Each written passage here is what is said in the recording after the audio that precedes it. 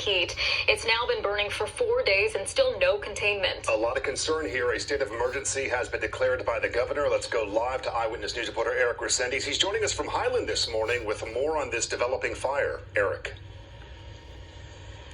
Mark, Irene, we just arrived on scene. We're on Highway 330, which is closed right at Highland Avenue. Immediately, we can see the smoke and the ash around us. So let me move out of the way. We can see that fire up in the mountain. And since we got here, that red glow has tripled in size. We can also feel some wind out here in that blaze. Wow, that's really grown since the last time I saw it. And let me tell you, it's made it over the ridge. Now this fire is now in its fourth day and showing no signs of letting up. Part of the problem is this extreme heat that we have been dealing with, as the fire doubled in size overnight with more than 17,000 acres with 0% containment. Now new evacuation orders are in place for all of Running Springs, all of Arrow Bear Lake, and parts of Highland as well. Now east of Orchid Road to Clover Hill, from Highland Avenue north to the foothills. Now there is an evacuation shelter at Emmanuel Baptist Church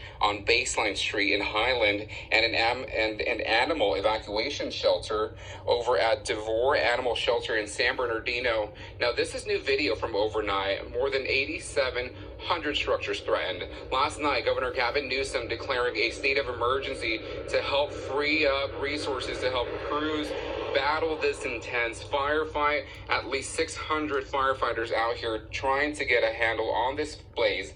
Other fire departments like Orange County are out here assisting with the firefight. Unfortunately, 3 firefighters have been injured so far battling the flames. Now, one of the main challenges with this firefight, the current weather conditions. Firefighters are out there fighting a very tough battle. They're fighting 100-plus degree temperatures, very steep terrain, and some new weather conditions today with thunderstorms that came in. With these thunderstorms, they produce downdrafts, pushing the fire in all directions, and even some dry lightning. And our 2 main concerns are the lightning. They can possibly start new fires, and obviously we have the safety of our firefighters in mind. And second, the downdrafts.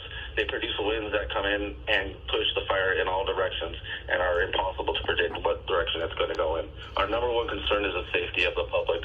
We would like to get them time to get out of harm's way and evacuate in a timely manner. One thing we'd like to also share with them is that if you're in an area that is affected by an evacuation order, please evacuate as soon as possible.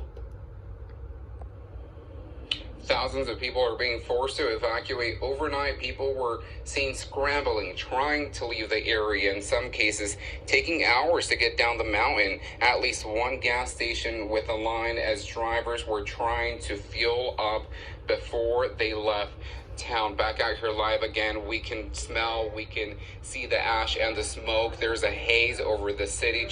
It's very eerie out here, I can tell you that. And again, there's wind blowing out here, so that's definitely not helping with the firefight. Again, the line fire, more than 17,000 acres, 0% containment. We're hoping to get